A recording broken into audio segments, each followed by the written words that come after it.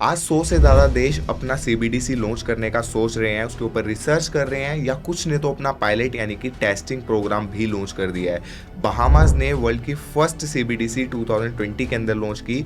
Russia का कहना है कि 2024 तक वो अपने ऑल अक्रॉस फाइनेंशियल इंस्टीट्यूशंस पे अपनी सीबीडीसी लॉन्च कर देगा। अमेरिका भी इसके ऊपर रिसर्च कर रहा है एंड इंडिया ने 1 नवंबर 2022 को होलसेल पायलट प्रोग्राम लॉन्च किया एंड 1 दिसंबर 2022 को retail CBDC pilot program launch किया, यानी कि टेस्टिंग फेज इसकी स्टार्ट कर दी है। आज की इस वीडियो में हम जानेंगे कि सीबीडीसी एग्जैक्टली है क्या, किस तरह से ई रूपी वर्क करने वाला है और क्या ये एक खतरा है क्रिप्टो करेंसी के लिए। क्रिप्टो करेंसी के ऊपर इसका क्या इम्पैक्ट हमें देखने को मिल सकता है, क्या इसके बेनिफिट्स है, क्या इसके शॉर्टकमिंग्स है, सब कुछ आपको सीबीडीसी के बारे में इस वीडियो के अंदर पता लगने वाला है। तो मेक श्योर इस वीडियो को एंड तक पूरा देखिएगा एंड वीडियो को आगे देखने से पहले भी लाइक भी कर दीजिए।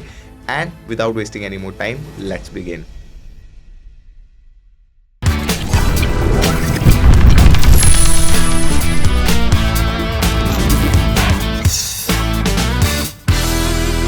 सबसे पहले समझते हैं कि सीबीडीसी है क्या। सीबीडीसी मतलब सेंट्रल बैंक डिजिटल करेंसी। इसको आप ई रूपी बोल सकते हो या इलेक्ट्रॉनिक कैश बोल सकते हो। जैसे आप फिजिकल कैश का यूज करते हो वैसे ही ये इलेक्ट्रॉनिक कैश यानी कि ई रूपी जो है ऑनलाइन पेमेंट के अंदर यूज होने वाला है। अब आप सोचेंगे कि ये तो यूपीआई के थ्रू भी ऑलरेडी हो रहा था, तो यूपीआई के अंदर हम एक बैंक से दूसरे बैंक के अंदर पेमेंट ट्रांसफर कर रहे थे, लेकिन ई रूपी जो होगा ये डायरेक्टली इशूड होगा आरबीआई के थ्रू और आरबीआई ही इसको मैनेज करने वाला है। यानी कि यहाँ पे जो बैंक्स इंटरमीडिएटरी थे यूपीआई के अंदर वो भी रिमूव होने वाले हैं।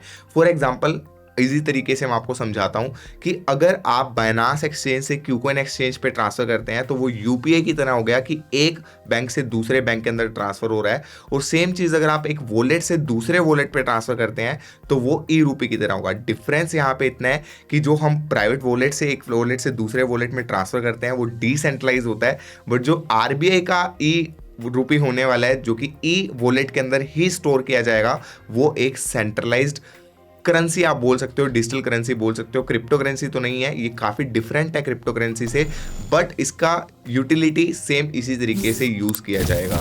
आप अपने इस ई रूपी को अपने ई वॉलेट्स के अंदर स्टोर कर सकते हैं। जैसे आप अपनी क्रिप्टो करेंसी को क्रिप्टो वॉलेट में स्टोर करते हैं, वैसे ही ई वॉलेट होने वाला है जहां पे आप अपने रूपी को यानी कि डिजिटल कैश को स्टोर कर सकते हैं।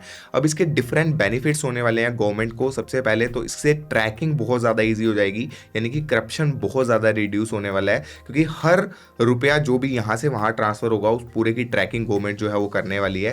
कैश के अंदर ये चीज़ पॉसिबल नहीं थी, डिमोनेटाइजेशन भी हुआ था, बट उसका इतना अच्छा रिजल्ट हमें नहीं देखने को मिला। तो गवर्नमेंट अपना ई रूपी लॉन्च कर रही है ताकि वो पूरा ट्रैक कर सके और करप्शन को रिड्यूस किया जाए। ये काफ़ी ज़्यादा फास्ट होगा क्योंकि अभी जो है बैंक्स इंटरमीडिएटरी की तरह वर्क करते हैं। अगर एक जगह से आपको दूसरी जगह पे पेमेंट करनी है तो बैंक के थ्रू होती है वो, काफ़ी बार बैंक के सर्वर्स डाउन होते हैं, लेकिन ई रूपी लॉन्च होने के बाद डायरेक्टली एक वॉलेट से दूसरे वॉलेट में ट्रांसफर होगा जैसे क्रिप्टो करेंसी में होता है, और ये भी ब्लॉकचेन के ऊपर वर्क करने वाला है और ये डायरेक्टली आरबीआई इशू करेगा।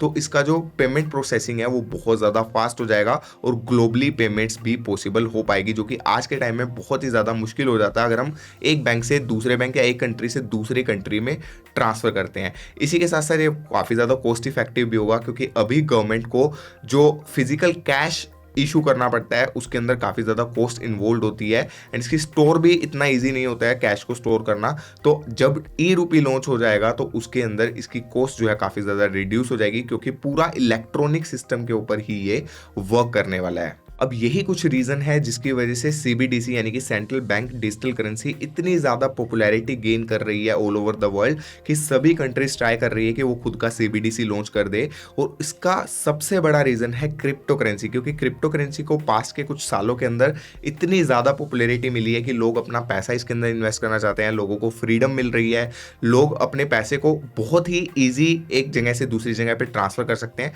तो गवर्नमेंट ने सोचा कि क्यों ना हम खुद का सीबीडीसी बना दें, की डिजिटल करेंसी बना दें, ताकि हमारे हाथों से हमारे पैसे का जो कंट्रोल है वो नहीं निकल जाए और हम उसको अभी भी कंट्रोल कर सके। इसी वजह से इसको इतनी ज़्यादा पॉपुलैरिटी मिली और सभी कंट्रीज ट्राई कर रही है कि वो अपना सीबीडीसी जल्दी से जल्दी लॉन्च कर दे। तो अब यहाँ पे सबसे बड़ा क्वेश्चन ये आता है कि क्या सीबीडीसी एक बहुत बड़ा थ्रेट है क्रिप्टो करेंसी के लिए?